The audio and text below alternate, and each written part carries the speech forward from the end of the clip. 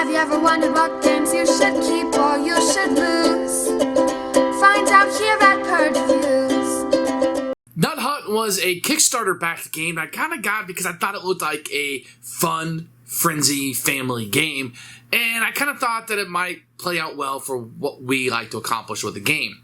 When I put it on the table, it was like this weird mix of like these squirrels moving around erratically, and there's a fox kind of scaring them as they go, and you're collecting these nuts. And what I found was a train game kind of masquerading as this family squirrel game. It was kind of a bizarre thing. So like when I was trying to tell the kids how to score it, eventually it was just like, it's like Ticket to Ride, except for your trains and your routes will move. And they were like, got it, Dad. And it kind of made things click a little bit better. Now, this is a pretty fun little family game. It does have some chaos in it. It's kind of one of those things where you'll set up your whole rail or your whole line of squirrels and nests and etc. And somebody will come in, sometimes randomly, and mess up your plans. You're like, I gotta get this back in the order that I want to do before it ends. And that kind of has that feeling. So it's some long-term planning, and you need long-term planning to get those objective cards. And the frustrating point may be is that somebody can just accidentally get rid of it because the dice roll was what it was, and somebody went there and was like, there went my plans. But you got to roll with it. That's the type of game that this is. Other than that, it's a route builder, right? You're building from one tile to another, hoping to score victory points. It has the aspect where you can get those objective cards, just like Ticket to Ride. Oh, that scores me points. I got that set up. As long as I can maintain it until the end, it's got a little bit of that kind of luck into it. But it's a family weight game. You don't need something like hard, strategic, that deterministic, I suppose, when you're playing with kids. You want those big moments like, etc. The kids don't like it as much when it happens to them as they like it when it happens to dad or even mom to some extent, or brother or sister, right? But this game has that frantic fun. It is kind of surprising me. When I first read the rules, I was like, ooh, this is going to be a rough go. I started playing, and I was like, maybe my expectations are where they should have been. Then we got done with it. I was like, wow, this is actually pretty fun. Let's set it back up and let's play it again. The components are nice. It's a very simplistic game in the aspect of, some tiles. You got some squirrels moving around. It's weird how you move the fox every turn, but you have optional actions of moving yourself and doing the things that you want to do as you collect it. And you're like, I don't want that guy to go, so I need these kind of resources in order to build another nest. And those nests are important to put them out, but they're also the trigger and timer for the game, so you have to be careful. But they're worth victory points, so you got to get them out. But you need them out in the right places to meet those objectives. And that's really fun. It's a simplistic puzzle, simple enough for children. It's got the chaos in it. It's got a little bit of extra luck in it. I think it's going to play well for families. Unfortunately, I think the theme, or maybe that's Kickstarter only, it's not going to get the hype it's going to be around to last and have legs. But Nut Hut was a fun experience for us. One you may not have heard of, and one I would tell you to check out. It's a keeper for us. Here is Nut Hut, a game of territorial squirrels. It's a fairly large box, to be honest. And when you open it up, you're going to see, I just felt like it was, the insert is very, very nice for the game, don't get me wrong. I just felt like it was a little big for what you get. You do get some stickers that you really won't need, and you get a bag. I'm not really sure the purpose of the bag. I really didn't need it for the game. You're going to get some meeples, which are going to be cute in the different colors. And they're going to be shaped like squirrels and nests. The squirrels look actually pretty good, I suppose. Some silk screening would have helped. The nest just look like a piece of wood, so nothing to look at there. You can get a little die. It's just a regular orange little die. I guess it's the fox. You can get some of these cards. And these cards have really nice linen finish. You can see the pictures on them are pretty nice. They repeat over and over again because they're just pecans and walnuts and acorns and chestnuts. You will get a deck of cards here. It's going to get player aid for each of the players. This is really, really handy. Kind of tells you how to score at the end of the game. And you're going to get these cards that will be the scoring cards. So it tells you what the different tiles and how many points they're worth.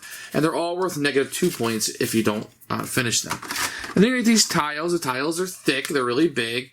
I think the icons on them could have been a little bit bigger because this is all useless information. This is really what you're looking at.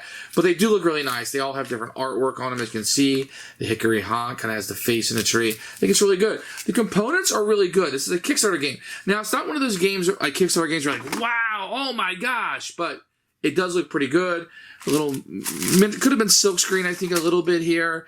The cards have a really nice finish on them, and the tiles are very thick and great. I like the artwork quite a bit, so good job on this.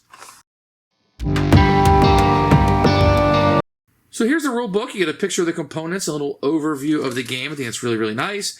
Set up with everything numbered up through here, which is great. They're going to break down the tiles. Very easy. It's a very introductory family weight game. Some little concepts here, scattering the squirrels and how the nest work. And then we're going to get into the turn movement and how it's going to activate on the board. Your optional actions. It's really weird that all the actions in this game that you have are optional. You don't have to do them. You can literally just move the fox and do nothing else.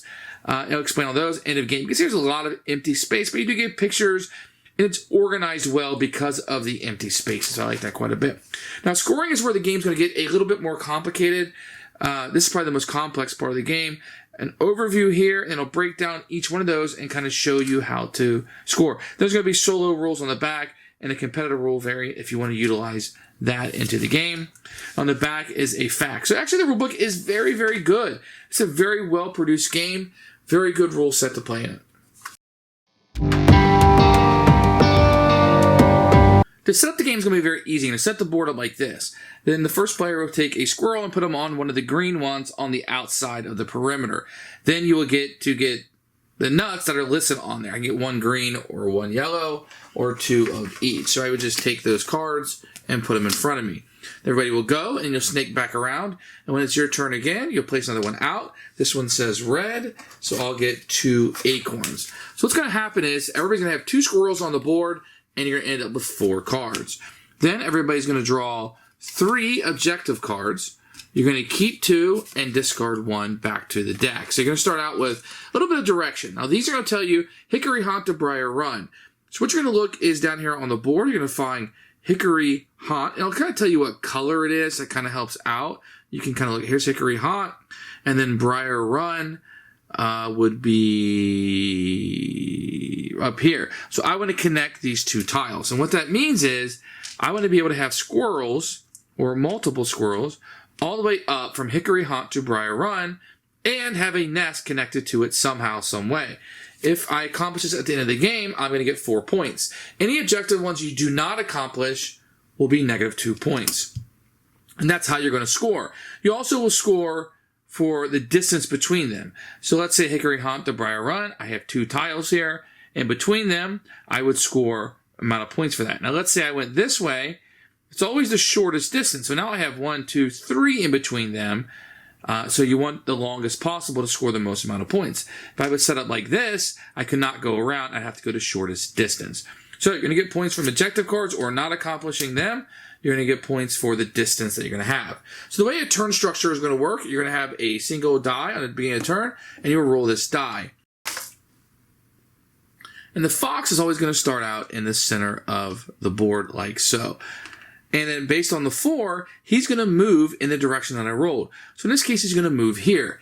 Any squirrels that are on his spot must now scatter. And that means they must move to an adjacent location. Now, they cannot go back where he came from. He came from the rabbit patch, so I can't go to the rabbit patch, and I can't stay here, so I will try to go into a different location. Now, if I ever end up with 3 squirrels on a location, I remove those squirrels from the board, and I would put a nest out. Once 4 nests are out on the board, the game will immediately end, and you will score up the game. So having these out is very important, but you want to make sure that you time it in such a way that you're able to score these objective cards. So when the fox moves to a location, I'm going to get 2 of whatever is here. In this case, I would get 2 reds. Some of these, like one like this, will have a red and yellow on it. Then I could get 1 red, 1 yellow, 2 yellows, or 2 reds, any combination that I want. So on a turn, everybody's going to roll a die and move the fox around the board. After he's moved, you can take 1 of 3 possible optional actions. The first thing you do is recruit a squirrel. And you can recruit any tile on the board as long as the fox isn't there. And there are 2 that you cannot. So the Pine Barrens does not allow for any recruiting on it. And then you have the Frog Pond that also does not. Each of these tiles will have a requirement here. So this requires a blue and a yellow. So if I happen to have a pecan and a walnut, which is a blue and a yellow card, I can discard these cards to just add a squirrel to that location. I can do that 1 time. 1 squirrel. That's it. Now, anytime you have 3 of the same card, they can be transferred in for 1 color. So if I had 3 pecans, I could trade them in and get 1 walnut. That's a free action. So let's say I'm set up maybe something like this, and I want to build a nest and rabbit patch for whatever purposes. The second possible optional action you have is to move what they call hassle the fox. So I can move him to a location here where I have 2 people, and I want to scatter those guys. So immediately I have to scatter those guys, and they would get there for 3, which would allow me to put out an additional nest. In addition, he's going to forage whatever. I can get 1. This is normally, at the beginning of the turn when you roll the dice, you get 2 acorns when the fox goes to the location. So in this case, I'm going to only get 1. So what I've done now here is I can get 1 instead of the normal 2, but I'm able to scatter my squirrels where I may want them to be. The third possible action is I can draw 2 objectives from the top of the deck, and I get to keep 1 and discard 1. Remember, any that I don't accomplish is worth -2 points at the end of the game.